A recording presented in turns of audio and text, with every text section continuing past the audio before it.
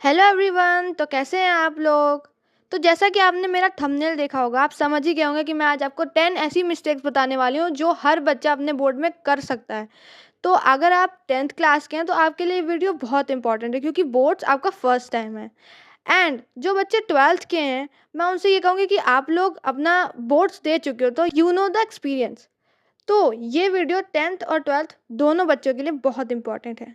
First, poor time management. देखो यार, मैं खुद बोर्ड दे चुकी हूँ and I know the experience कि हम लोग इतनी बार टाइम टेबल बनाते हैं कि हम ऐसे पढ़ेंगे और फिर हम उस टाइम टेबल को फॉलो नहीं कर पाते हैं। एंड लास्ट में क्या होता है कि हमारा टाइम टेबल पड़ा रह जाता है और हम पढ़ते हैं अपने हिसाब से। तो पुअर टाइम मैनेजमेंट तो बहुत ही, मतलब अपने टाइम मैनेजमेंट करने ही नहीं आता है। तो टाइम मैनेजमेंट कैसे करोगे आप। देखो, बोर्ड्स स्टार्ट हो चुके हैं और बहुत सारे बच्चे बोर्ड्स दे भी रहे हैं।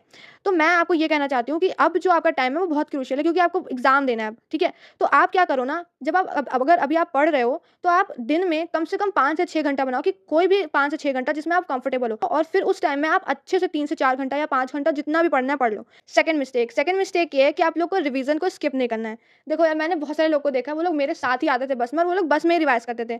तो ये चीज़ तो मुझे, मतलब ये तो बहुत ही बेकार चीज़ होती है कि आप ना बिल्कुल भी ऐसे मत क्या करो। देखो, जिस दिन, जैसे अगर आपका पेपर है नेक्स्ट डे, ठीक, तो उसके एक दिन पहले आप क्या करो, आप पढ़ो, ठीक है, पूरे दिन पढ़ो, लेकिन आप 10 बजे के बाद सो जाओ, ठीक है? क्योंकि इससे क्या होगा ना, इससे जो हमारा थर्ड है आपका हेल्थ मेंटेन करना, वो आपकी हेल्थ मेंटेन रहेगी। क्योंकि देखो, आप रिवीजन भी कर लोगे, ठीक? उस जैसे अगर आपका कल पेपर है तो आप एक दिन पहले पूरा दिन सिर्फ रिवीजन करो। जितना ज़्यादा रिवाइज कर सकते हो अपने नोट्स से, अपने जितनी भी जो भी आपका चीज़ है उससे पूरा रिवीजन करो, ठीक है? जिससे आपको हेल्प मिलेगी। और कुछ भी नया मत पढ़ो, क्योंकि उस टाइम अगर आप नया पढ़ोगे ना तो नेक्स्ट डे आपको पुराना वाला भी सब भूल जाएगा, ठीक? तो ये मिस्टेक तो बिल्कुल भी मत करना। एंड जो मेरे हमारा थर्ड है मिस्टेक, वो है अपनी हेल्थ को एकदम नेग्लेक्ट कर देना। देखो, हेल्थ और अपने स्लीप को नेग्लेक्ट बिल्कुल मत करना, क्योंकि ये टाइम बहुत ज़्यादा क्रूशियल होता है हर बच्चे की लाइफ में, ठीक है।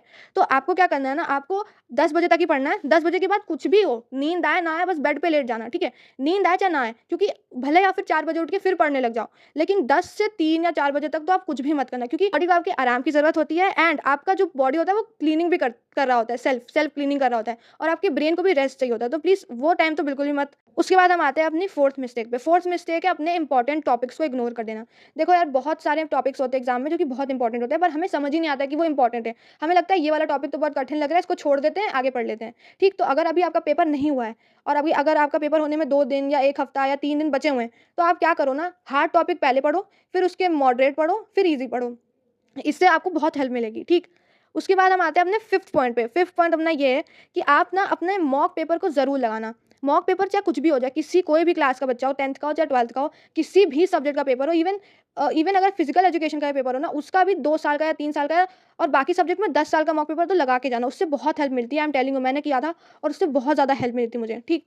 उसके बाद हम आते हैं अपने नेक्स्ट मिस्टेक पे। नेक्स्ट मिस्टेक है हमारी, अब अगर आप 10th में हो ना, या अगर आप 12th में पीसीएम या पीसीबी लिए हो, तो मैथ और साइंस के जो स्टेप होते हैं उसको प्लीज़ स्किप मत करना। स्किप इन द सेंस कि वैसे से बहुत सारे बच्चे हैं, वो क्या करते हैं ना कि 2 स्टेप किए या 3 स्टेप किए और आंसर ले लिए, क्योंकि उन्हें मतलब लिखने इतना पसंद नहीं होता।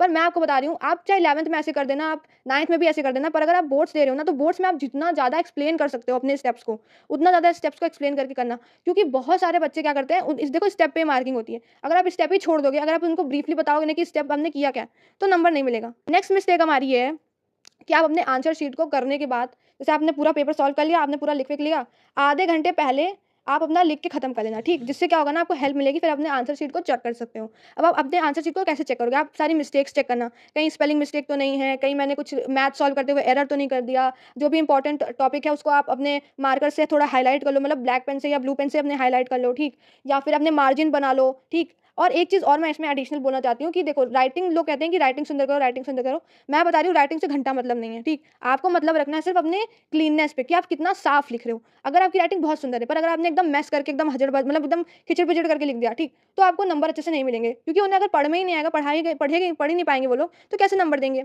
इसीलिए कुछ भी हो जाए, आप लोग साफ जरूर लिखना, ठीक। साफ लिखना, सुंदर राइटिंग हो नहीं हो उससे मतलब नहीं, बस दूर दूर साफ साफ लिखना, हाईलाइट कर देना हर चीज़ को, ठीक, जिससे उन्हें हेल्प मिलेगी कि अच्छा बच्चा ये लिखा है, ठीक। उसके बाद नेक्स्ट चीज़ पे आते हैं, कुछ भी हो जाए, क्वेश्चन को अनअटेम्प्टेड तो छोड़ना ही मत। जैसे अगर आपका आ गया कोई स्पीच, ठीक है, इंग्लिश में बहुत बार क्या होता है, बच्चों के आ जाता है स्पीच, और अगर बच्चों को वो टॉपिक समझ नहीं आया तो बच्चे छोड़ देते हैं। देखो यार, कुछ भी हो जाए उस पे एटलीस्ट कुछ तो लिख देना, एक पैराग्राफ ही लिख देना, लेकिन कुछ तो लिख देना। या मैथ का कोई क्वेश्चन आया, ठीक, और आपको समझ नहीं आया तो एटलीस्ट उसका फॉर्मूला लिख देना, उसके बारे में कुछ चीज़ें लिख देना, ताकि सर हाफ या 1 एंड हाफ कुछ ऐसा मार्क्स दे दें। एकदम अनअटेम्प्टेड छोड़ दोगे ना, तो प्रॉब्लम उससे ये होगी कि सर आपको कुछ भी नहीं दे पाएँगे। लेकिन अगर आप कुछ भी लिख दोगे ना, तो सर आपको एटलीस्ट, अगर लॉजिकल, मैं ये नहीं कह रही कि कुछ भी लिख देना, उससे रिलेटेड कुछ लॉजिकल लिख दोगे, तो सर आपको कुछ ना कुछ तो नंबर दे ही देंगे। फिर अगर हम नेक्स्ट मिस्टेक पे आएँ, वो है अपनी मेमोराइज़िंग विदाउट अंडरस्टैंडिंग। देखो बहुत सारे बच्चे क्या करते हैं ना, लास्ट टाइम पे वो एकदम हड़बड़ाने लगते हैं, उन्हें लगता है कल पेपर है, ये तो मुझे याद ही नहीं, ये तो मुझे याद ही नहीं, और वो हर चीज़ एकदम घोटने लगते हैं कि बस इसे रट लूँ मैं, रट लूँ मैं। अगर आपका एग्ज़ाम में 2 दिन भी बचा है ना, देखो यूट्यूब पे बहुत सारे लोग हैं जो कि पढ़ाते हैं, और मैं ये कहूँगी कि आप भले ही आपको रटा नहीं रहा है, वो भी ठीक है, पर ऐसा बिल्कुल मत करना कि बिना समझे रट लो, क्योंकि अगर समझ के चले जाओगे ना, तो एटलीस्ट खुद से बना के कुछ ना कुछ लिख लोगे, और सिर्फ रट के जाओगे ना, तो वहाँ पे आपको रटने वाली चीज़ याद आएगी, और उसके बाद आप बना भी नहीं पाओगे, क्योंकि आपको समझ ही नहीं आएगा। तो चाहे कुछ भी, कोई भी क्वेश्चन हो, आप उसे रट के मत जाना बिल्कुल भी, उसे समझ के जाओ, आराम से बना के लिख भी लोगे। अगर आपको नहीं भी याद आएगा ना, तो आप अपने से बना के लिख लोगे, ठीक।